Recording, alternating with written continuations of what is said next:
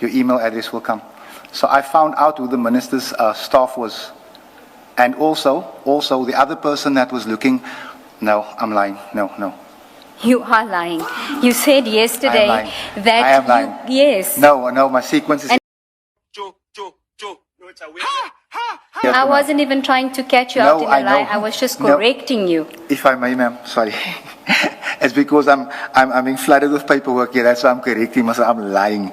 The first time... Just when you thought it couldn't get any worse, Faidel Adams lied again to a point where he became confused with his own lies. Imagine that for a second. He forgot the lie that he was about to tell, right in the middle of finishing telling the lie. He realized this lie is a bit too much, that he deliberately said it out loud to himself out of frustration that he couldn't gather his lie perfectly. That is exactly the kind of nonsense we heard at Madlanga Commission today. A man who is in his early 50s, unashamed of the utter nonsense that is spilling out of his mouth to millions of South Africans watching. But before we get into it, smash that subscribe button if you are tired of Faidel and his lies. It was absolute chaos at the Madlanga Commission today. MP Faidel Adams' entire legal and political house of cards completely collapsed.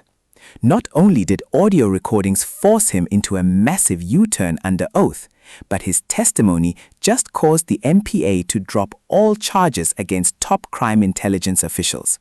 Let's break down exactly how he was exposed today. Faidel Adams, a little pawn in a bigger political game, was finally humbled and put in his place. We now know what he is all about. For me, he's no different from Brown Julius, so there is nothing much to say. We have seen it all. How did Mr. Nkabinde know to send, for you to send the email to Mr. Nkabinde? How did you know to do that? And that's when you said you received a call. Yeah, so it wasn't a day or two later. All of our email addresses are on the parliamentary phone book. If I punch in your name, your email address will come. So I found out who the minister's staff was. And also the other person that was looking, no, I'm lying, no. You are lying. You said yesterday that I am lying. Yes. No, my sequence is and here. And I wasn't even trying to catch you out in a lie. I was just correcting you. If I may, ma'am, sorry. It's because I'm being flooded with paperwork here. That's why I'm correcting myself. I'm lying. The first time I spoke to Nkabinde, I got a response from Nkabinde, was, I'm not going to steal. I emailed him or did he email me? You emailed the minister on the 1st of November, the minister himself. Yes. And I said to you, how did you know to then email Mr. Nkabinde 4 minutes later to forward that same email? And that's when you said you got a call from Mr. Nkabinde to forward it to him. Yes, ma'am. Okay. So that was the first time, the 1st of November, yes, not 2 days later. Sorry. So you're saying that is the first time that you spoke to Mr. Nkabinde? Yes, ma'am. Okay. And how did the relationship progress such that by the time you meet on the 6th of January 2025 with the IDAC guys, you're able to tell them about what Mr. Nkabinde told you about the threat made by General Mkonazi? I will happily tell you that. I received information and it seemed too far-fetched to be true, until I spoke to certain people who said, this is a concern. And I think you're going to play I don't know if you're going to play the recording, because I don't want to... About the threat? Yeah. Yes, I'll get to that. There's one part where you laid the charges the day before. At 8 o'clock the next morning, you know that Gauteng police is adopting the same modus operandi. Based on what? Again, the man with insight into these type of things. No, Mr. Adams. You have the CAS numbers now. You cannot rely on a dead man every time. Ma'am, it's unacceptable. I understand your frustration. Let me explain mine to you, if you will. Please, just give me 1 second. I will explain it to you. So, what we all know, all of us, is that the South African Police Service covers for each other.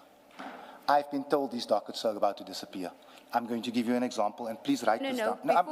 Before you give me those examples, this is the man that says to you, go to Orlando. So he must trust Orlando.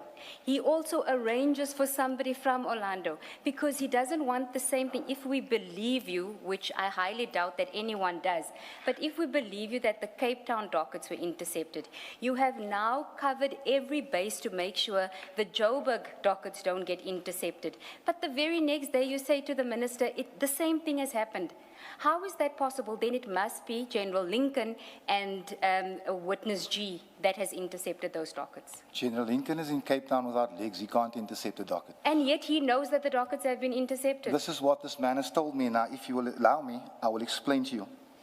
There's a case. Let's get this first. What time did you lay your charges in Orlando? It was in the was it in the morning? I think it was late morning, Chief. I think it was late morning. I caught the early flight to Joburg. Mr. Adams, you've again said Chief. Commissioner, I apologize. It just slips out. Commissioner, Chairperson, sorry. I think it was late morning. Please. What time did you leave? All of it looks unseemly. It looks like a scheme that was generated to culminate the way it did, which is at IDEC. Who Ms. Johnson has accepted.